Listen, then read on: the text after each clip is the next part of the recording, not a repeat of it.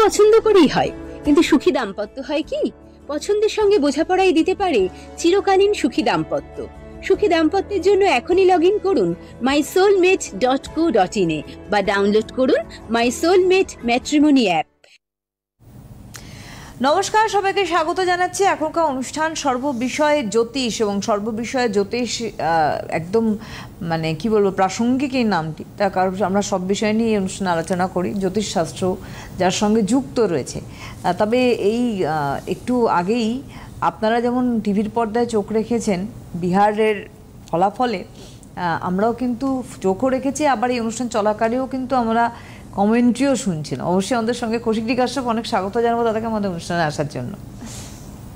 নমস্কার, সকলকে আমার আন্তরিক প্রীতি, শুভেচ্ছা, অভিনন্দন, বড়দের আমার শ্রদ্ধা এবং প্রণাম জানিয়ে আজকের অনুষ্ঠান শুরু করছি। অনুষ্ঠান শুনছেন তো মানুষ? নিশ্চয়ই শুনছেন কেউ কেউ, কারণ মোটামুটি তো বিষয় বোঝা হয়ে গেছে, তাই না? বিহারের ফলাফল কি মোটামুটি ক্লিয়ার। সুতরাং সেই নিয়ে অনেক চর্চা, অনেক কিছু। আজকের শিশু দিবসের দিনে কংগ্রেস আর আরজেডির দুই নেতা মোটামুটি শিশুই হয়ে গেছে। অতএব রাজনীতিটা যে কেবল ঢক্কা নিনাদ আর কিছু লেকচারবাজি নয়, সেটা বোধহয় যে বিহারের জনগণ বুঝিয়ে দিয়েছে যে বয়স কম হতে পারে কিন্তু পরিপক্কতা লাগে রাজনীতি করতে গেলে। কেবলমাত্র হেলিকপ্টারে চললে আর কিছু লেকচার দিলে টি শার্ট পরে আর যাই হোক রাজনীতিটা বোধহয় হয় না। সেটা বিহারের জনগণ যদি বোঝাতে পারে, সেটা ফল এতদিন আমাদের সন্দেহ ছিল কি বোঝাবে, কি হবে না হবে। প্রচুর মানুষও যদি আমার কাছে এসে এই প্রশ্নটা, যারা একটু পলিটিক্যাল ম্যাটারটা ভালোবাসেন, বিহারে তো এবার মনে হচ্ছে, কি মনে হচ্ছে বলে অনেকে বলছে আরজেডি জিতবে, অনেকে। এলাম দেখুন, আমি তো কমেন্ট পাস করতে পারছি না, কারণ নরেন্দ্র মোদিজি তো লড়ছেন না, বিজেপি লড়ছে বিহারে। আর নীতিশ কুমারজির হরোস্কোপ আমার কাছে আছে, তবে টাইমিংটা আমার এক সন্দেহ আছে, যার ফলে আমি সন্দেহ থাকলে সেই হরোস্কোপ নিয়ে বেশি কথা বলি না। কিন্তু এখন যখন ইলেকশন ডিক্লেয়ার হয়ে গেছে আর যে দিন ফলাফল বেরোচ্ছে, একটাই ব্যাপার যে মানে বিহারে যে এনডিএর মধ্যে যে মাই সোলমেটটা আছে বিজেপি আর জেডিইউর, মানে নীতিশ কুমারজির, সেখানে দুটো সোলই বৃশ্চিক রাশির। নীতিশ কুমারজিও বৃশ্চিক রাশি, মোদিজিও বৃশ্চিক রাশি, যারা মূল মুখিয়া প্রধান মানুষ দুটো দলের। তা আজকে ভোট তো হয়েছে দু দফায়। আজকের রেজাল্ট যেহেতু 14 তারিখ বেরোবে, সেখানে সিংহরাশিস্থ চন্দ্র শুক্রের নক্ষত্রে, পূর্ব ফল্গুনী নক্ষত্রে যাচ্ছে, সেখান থেকে রেজাল্ট বেরোনো শুরু হয়েছে।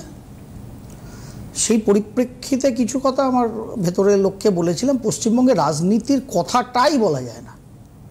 আমি কেবলমাত্র 2026 এটার পরিবর্তন চাই। ঠিক বলি ভুল বলি যা খুশি বলি, ভাই বলতে সুযোগ তো দাও। বড় বড় রক্তচক্ষু করে জ্যোতিষদের দিকে তাকিয়ে তো লাভ নেই। আর কৌশিক কাশ্যপ তো এরকম কাজ করে না যে মনে হলো বলে দিল। কেন বলছি তার কারণ, প্রত্যেকটা মানুষকেও আমরা এই ফোনে এক্ষুনি যিনি আসবেন তাকে বলবো কেন আমি কথাগুলো বলছি। তার হরোস্কোপ বিচার করে, তার সংখ্যাতত্ত্ব বিচার করে যতটা বলা যায় এই 2-4-5 মিনিট ধরে 10 মিনিট ধরে বলি, চেষ্টা করি। আর চেম্বারে আমার কাছে যে হাজার হাজার মানুষ এখন অবধি এসেছেন তারা জানেন প্রত্যেকে, আশা করি। সুতরাং অ্যানালিসিস করেই বলি আমি কেন কথাটা বলছি, জ্যোতিষ সাপেক্ষে, সংখ্যাতত্ত্ব সাপেক্ষে কেন বলছি। তা সেই হিসাবে আজকে 14 তারিখ রেজাল্ট বেরোবে। এটা তো অ্যানাউন্স আগেই হয়ে গেছে, দুদিনে ভোট হবে, 14 তারিখ রেজাল্ট হবে। এবার বৃশ্চিক রাশির মোদিজি এবং নীতিশ কুমারজি দুজনেই বৃশ্চিক রাশি, গুলি মেরেছে লগ্নের। রাশিফল আপনারা জানতে চান না? রাশিফল, ঠিক এই রাশিফলের ওপর বেস করে আমার মনে হচ্ছিল যতই নীতিশ কুমারজির বয়স হয়েছে, শারীরিক অবস্থাও হয়তো কিছু অবশ্যই খারাপ আছে, সেখানে আবার জয় জয়কার এনডিএ জোটেরই হবে, নীতিশ কুমারজি যার মুখ্য ভূমিকা নেবেন।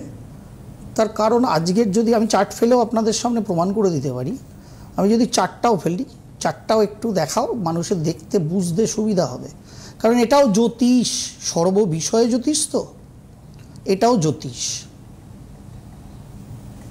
আজকে দেখুন চন্দ্র কেতুযুক্ত হয়ে বসে আছে, ওখানে নক্ষত্র শুক্রের, পূর্ব ফাল্গুনী নক্ষত্র। এবার এই বৃশ্চিক রাশির ঘরটা হচ্ছে নীতিশজি এবং মোদিজির দুজনেরই চন্দ্র বৃশ্চিক রাশির ঘরে আছে। সুতরাং আমরা যদি দৈনিক রাশিফলের অঙ্ক কষি, সেখানে বৃশ্চিক রাশির ঘরটাকে চন্দ্রকুণ্ডলীকে আমাদের লগ্ন ধরতে হবে। সুতরাং বৃশ্চিক রাশির ঘর থেকে ভাগ্যাধিপতি চন্দ্র দশমে, ভাগ্যপতি কর্মস্থানে, দশম জায়গাটা হচ্ছে রাজসত্তার জায়গা। কেতু ওখানে বসে আছে, ভেরি গুড। কেতু মঙ্গলেরই শ্যাডো, মঙ্গল হচ্ছে বৃশ্চিক রাশির মালিক, তার শ্যাডো, তার চেলা হচ্ছে কেতু। সুতরাং ওখানে চন্দ্র কেতুর যে গ্রহণ দোষ, ওটা আজকের রাশিফল অনুযায়ী চন্দ্র মঙ্গলের যোগ। কারণ আরও বেশি ওটা ফ্রুটফুল কেন? কারণ বৃশ্চিক রাশির মালিক মঙ্গল এখন নিজের ঘর বৃশ্চিক দিয়েই যাচ্ছে, যার ফলে বৃশ্চিক রাশির ঘরে মঙ্গল আছে। সেখানে রাশির সাপেক্ষে বৃশ্চিককে যদি আমরা লগ্ন ধরি, চন্দ্রকে যদি লগ্ন ধরি, তার সাপেক্ষে একাদশপতি বুধও সেই রাশির অধিপতি মঙ্গলের সাথে বসে আছে। সুতরাং লাভের মালিক লগ্নে, মানে চন্দ্রকুণ্ডলীর লগ্নে, সঙ্গে কে? চন্দ্রকুণ্ডলীর মালিক মঙ্গল।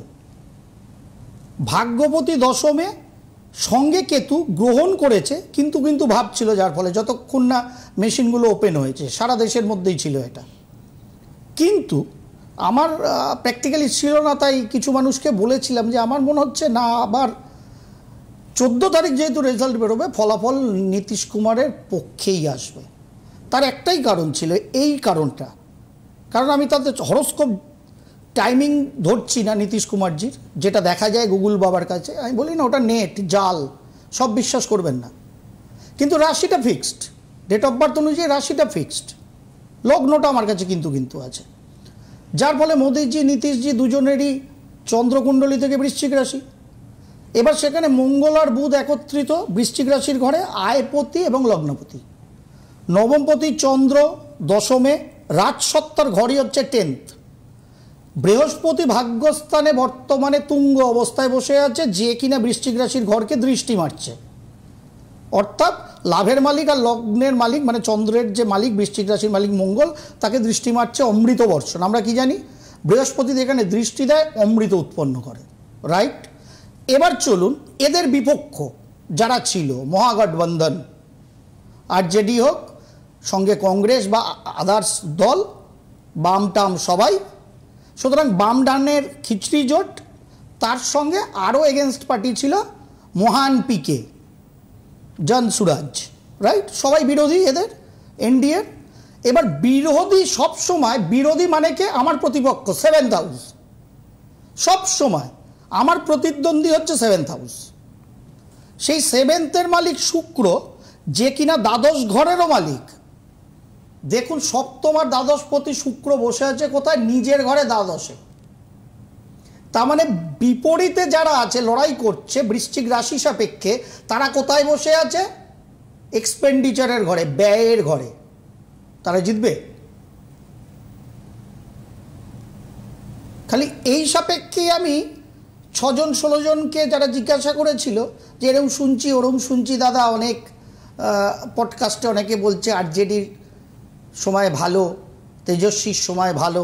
বললাম হ্যাঁ, ভালো হতেই পারে, কিন্তু আমার দিনের অঙ্কে মনে হচ্ছে বাজি নীতিশ কুমারই মারবে।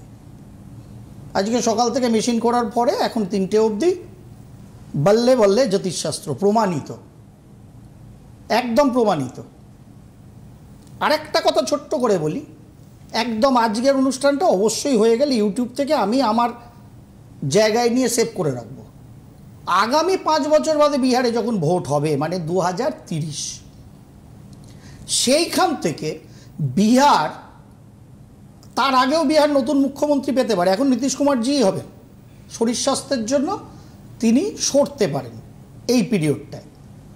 কিন্তু 2030 থেকে যে টার্ম শুরু হবে বিহারের, এই বিধানসভার পরের টার্ম, সেখান থেকে বিহার নতুন এক উদিত সূর্যকে দেখবে বিহারের আকাশে। আজকে আমি এটা প্রেডিক্ট করে রাখছি, কারণ 2029 সালের মোটামুটি শেষাশেষি থেকে ভারতবর্ষের রাজনীতিতে, এবং তিনি যদি বিহারের মুখ্যমন্ত্রী হিসাবে বিহারে কনসেন্ট্রেট করেন, বিহারের মুখ্যমন্ত্রী হিসাবে সব থেকে বড় তারকার নাম 2030 সাল থেকে, তার নাম চিরাগ পাসওয়ান। কোনো কমেন্ট্রি শুনে না, কোনো দিদিদের বক্তব্য শুনে না, আজকের শুধু রেজাল্ট দেখে না, চিরাগ পাসওয়ানের জন্মকুণ্ডলী অনুযায়ী কথাটা বলছি, একদিন না আপনাদের সামনে এবং আমার সম্ভবী অ্যাস্ট্রোর পর্দায় ব্যাখ্যা করে দেবো কেন 2025-এ আজকে বিহারের রেজাল্টের দিন, শিশু দিবসের দিন, 2 শিশু রাজপুত্রের কি অবস্থা বিহারবাসী করলো, সেই দিনে কেন আমি এই ভবিষ্যৎবাণীটা করলাম। আবার বলছি, জ্যোতিষীয় যুক্তি মেনে কিন্তু চিরাগ পাসওয়ানের হরোস্কোপ অনুযায়ী কথাটা বলছি, কারণ মকর লগ্নের কুণ্ডলী চিরাগ পাসওয়ানের ফিক্সড। 10মে লক্ষ্মীনারায়ণ যোগ হয়ে বসে আছে, তার মধ্যে বুধের দশা স্টার্ট হবে চিরাগ পাসওয়ানের 2029-এর এন্ড অফ দ্য 2029 বা 30-এর গোড়ায়, যখন বিহার এর পরের টার্মের ইলেকশনে যাবে। আরেকটা কথা মুখ চুলকাচ্ছে, না বলে থাকতে পারছি না, এরপরে আপনাদের ফোন নেব, যে আমার পিকে বাবুকে দেখে দারুণ লাগছে। পিকে বাবুর অবস্থাটা, জনসুরাজ পার্টির অবস্থাটা আমার দেখে মনে হচ্ছে অনেকটা আমাদের পশ্চিমবঙ্গের জ্যোতিষের মতো। মানে প্র্যাকটিক্যালি যদি আমরা বক্তৃতা না দিতে পারতাম, তাহলে 8 pass, 9 pass, 10 pass, 11 pass, 12 pass লোক আপনি পিএইচডি করতে পারবেন কিনা সেটা হ্যাঁ বা না বলে। যার 1, 2, 3, 4 বিয়ের কোনো ঠিক ঠিকানা নেই, তারা আপনার ছেলের বা মেয়ের বিয়েটাকে ঠিক করে দেয়। যাদের নিজেদের কথা বউ পরিবর্তন হলো ঠিক নেই, তারা আবার আপনার মেয়ের স্বামী অন্য মহিলার প্রতি আসক্ত হয়ে গেছে, সেটাকে আবার কাট করে। ঠিক পিকের অবস্থা দেখে আমার এরকম মনে হচ্ছে। সবাইকে হই হই করে জিতিয়েছে, সেই নরেন্দ্র মোদীজি থেকে শুরু করেছিল গুজরাটে ওনার জয়যাত্রা, কনসালটেন্সির ফার্ম খুলে। যখন ময়দানে নিজে খেলতে নেমেছে, তখন বুঝতে পারছে কত ধানে কত চাল। কারণ একটা বিষয়, তার মধ্যেও উনি অনেকবার মুখ থুবড়ে পড়েছেন অনেককে নিয়ে, সে তেলেঙ্গানা টু দিল্লি অবধি, কখনো অনেককেই জিতিয়েছেন, সেটাই হাইপ বেশি হয়। কারণ প্রচুর অর্থ নেন, মোটামুটি চ্যানেলগুলোকে পয়সা দিয়ে বিভিন্ন পডকাস্টে বা চ্যানেলে গিয়ে ইন্টারভিউ লেকচার মারার ক্ষমতা ওনার আছে, মানে পকেটে দম আছে, বাংলা কথা। সেই জন্যে উনি ওই জায়গাটা পেয়ে গেছেন। তা বলে কি বিদ্যা বুদ্ধি ওনার নেই? আলবাত আছে, 100% আছে। সঠিক ভাবনা কি উনি ভাবছেন না? নিশ্চয়ই ভাবছেন, কিন্তু ময়দানে নেমে ভাবনাটাকে ইমপ্লিমেন্ট করতে গেলে রাজনীতিতে কি করতে হয় নিশ্চয়ই পিকে বাবু আগামী দিনে সেটা বুঝবেন। আমরা জ্যোতিষরা তো বুঝি না, আমরা 12 পাস হয়ে আপনার মেয়েটা পিএইচডি করতে যাবে কি না, খায় না মাথায় দেয় সাবজেক্টটা, তাই বুঝি না, কিন্তু ডিসিশন দিই। আবার মাকে রেমিডি পড়িয়ে ফ্রান্সে পিএইচডি করা ছেলের চাকরি হয়ে যাবে সেরকমও কাণ্ড করি, কারণ আপনারা সেরকমই ভোটার, ভোট সেরকম জায়গায় দেন, যার ফলে আপনাদের দুরবস্থাটা সেই 25, 30, 50, 40 বছর আগের বিহারের মতো, যখন ভোট হলে মুখে গামছা বাঁধা, মাথায় পাগড়িওয়ালার, কাঁধে বন্দুকওয়ালা ছবি মোটামুটি দিদি আর আমি ছোট বয়সে দেখেছি এগুলো, তাই তো দিদি? পত্র পত্রিকা কমন ছিল এগুলো, কমন ইউপি আর বিহারে। সেখানে একটা মশা মরে না এখন। যাই হোক, ভাগ্যিস তারা বাঙালি না, কম বোঝে, ভাগ্যিস তাদের সংস্কৃতি মন কম বাঙালিদের মতো, ভাগ্যিস বেশি বেশি বুদ্ধির, গজগজা বুদ্ধির জীবিকা অর্জন করা, খালি সরকারের থেকে অয়েলিং করে কিছু পেয়ে যাওয়ার মতো বুদ্ধিজীবী বিহারে নেই, ভাগ্যিস নেই। ছট মাইয়া ওদের বাঁচিয়েছেন, দুর্গা মাইয়া কবে আমাদের বাঁচাবেন জানি না। আমাদের বন্ধু রয়েছেন, দেখে নেবো। হ্যালো হ্যালো, নমস্কার, কে বলছেন? হ্যাঁ আমি হচ্ছে মালদা থেকে বলছি। কোথা থেকে বলছেন? মালদা থেকে। মালদা থেকে, বলে বলুন। কার সম্বন্ধে জানবেন? হ্যাঁ, আমি কেকের সম্বন্ধে জানতে চাই। ছেলের নাম কি? Subhadeep Saha. Date of birth? Sandeep. Subhadeep. Subhadeep. হ্যাঁ, 1/5/95 99। 1599? 1999। পয়লা মে তো? হ্যাঁ হ্যাঁ, পয়লা মে। পয়লা মে, বলুন টাইম বলুন। হ্যাঁ, ওর কেরিয়ার সম্বন্ধে জানতে চাই। আরে টাইমই তো বলেন। টাইম বলুন আগে। টাইম রাত্রি 1টা। রাত্রিটা কোথায় জানো? রাত্রি মালদা? 1টা, মানে এটা এপ্রিল মাসের রাত্রি মে। পেরিয়ে তারপরে মে। হ্যাঁ হ্যাঁ, মে। বেশ, কোথায় জন্মেছিল? মালদায়। মালদা। কি বার ছিল? শুক্রবার রাত 1টা। শুক্রবার রাত 1টা, মানে ওটা শনিবার হবে? হ্যাঁ, শনিবার হবে। শনিবার হবে, তাই হয়েছে। চিন্তা নেই, মকর লগ্ন তুলা রাশি আপনার ছেলের দেখা যাচ্ছে, তাই তো? জানেন? না, আমরা তো রাত্রি জানি। আচ্ছা, মকর লগ্ন, তুলা রাশি, সাতী নক্ষত্র। নক্ষত্র ভক্ষত্র তো বুঝতে হবে না আপনার। তুলা রাশি জেনে রাখুন, আর অবশ্যই মকর লগ্নটা জেনে রাখুন, ঠিক আছে? মঙ্গল তুলায় বক্রী অবস্থায় বসে আছে, মানে চন্দ্রমঙ্গল একত্রিত, শনি রবি একত্রিত। বলুন কি জানার আছে? তাহলে কেরিয়ার সম্বন্ধে আর কি শরীর করেছে? সম্বন্ধে, মানে কি করেছে আপনার ছেলে? এই বিএসসি পাস করছে আর এখন ডিস্টেন্সে এমএ পড়ছে। বিএসসি জবের পাস জন্য করেছে, এমএ চেষ্টা করছে, বিষয়টা পুরো ঘেঁটে গেলাম আমি। একে তো অল্প বিদ্যা আমার। এমএসসি হ্যাঁ, করছে। তাই বলুন, তাই বলুন। ডিস্টেন্সে এমএসসি কি বিষয়ে ওর কি? ওর ম্যাথ ছিল। তা ম্যাথে আবার ডিস্টেন্সে করছে কেন? মানে বিএসসি পাস করে জবের জন্য খাটছিল, ও আচ্ছা। তারপরে এখন আবার বাড়িতে বসে আছে, তো তো আবার তখন আবার ডিস্টেন্সে জবের জন্য, মানে সরকারি চাকরির জন্য খাটছিল? হ্যাঁ হ্যাঁ হ্যাঁ। তা হলো না সেটা? না, মানে হতেও হচ্ছে না, পাস করছে না। তাহলে এখন এমএসসি করেও কি করবে? মাস্টারি?